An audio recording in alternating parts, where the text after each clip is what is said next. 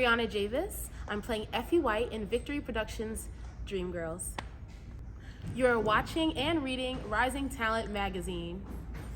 Can you explain a little bit about the production of Dreamgirls that you're a part of with Victory Productions and your experience with the show? Okay.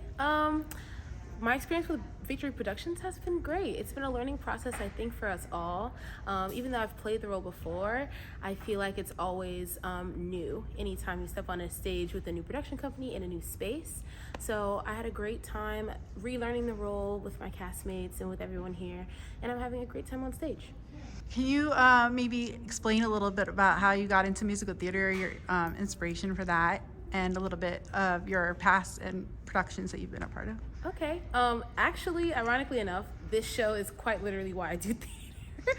I know that sounds like so cliche to say, but when I was, I believe, 8 or 9, this movie came out, The Dreamgirls, the movie came out, and I was so inspired to a point where, like, I was running that DVD through. Like, I was brainwashing my sister in her sleep to learn the harmonies and other parts so I could force her to sing with me and teach her choreography. So, with that being said, Dreamgirls and EFFIE itself has been my dream role for so long.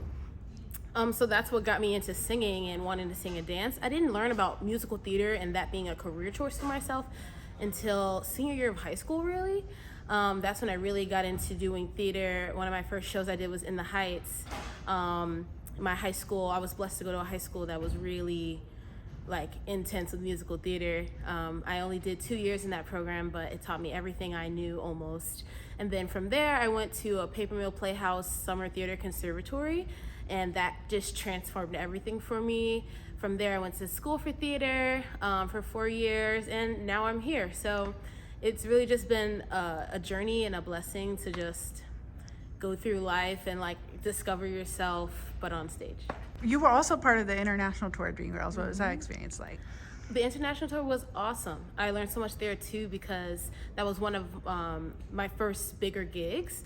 And when I first booked it, I was just like, oh my God, like I'm gonna be in a room with so many people who have done this for so long. And I was only 23 when I booked that role, and the other Effie was so much older than me, but she taught me so much and she poured into me so much. I mean, like, a lot of the way that I handle the role now is an ode to her, really, and how she's just taught me so much of how to breathe, how to take care of my body, how to take care of my voice, how to handle these songs, and so that the songs aren't handling you, you know?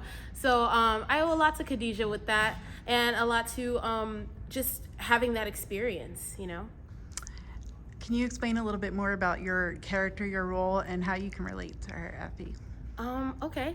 I can relate to Effie because I feel like she was underrepresented in her time. And, you know, me being a plus-size Black woman, I'm underrepresented in this time, unfortunately, still. I feel like we are coming out of that. However, I can relate to her there.